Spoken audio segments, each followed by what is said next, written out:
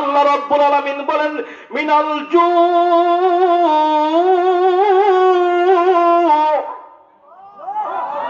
আমি আল্লাহ রাব্বুল আলামিন খোদা দিয়ে তোমাদেরকে পরীক্ষা করব খোদা দিয়ে আমি আল্লাহ তোমাদেরকে পরীক্ষা করব আমি আল্লাহ তোমাদেরকে ভয় দেখাইয়া পরীক্ষা করব খৌফ শব্দের অর্থ হলো ভয় ওয়াল জু খোদা ওয়া নাকসিম মিনাল আমওয়াল আমি আল্লাহ তোমাদেরকে মাল সম্পদ দিয়ে পরীক্ষা করব ওয়াসমারাত আমি আল্লাহ তোমাদের ফসল বিনষ্ট করে আমি আল্লাহ তোমাদেরকে পরীক্ষা করব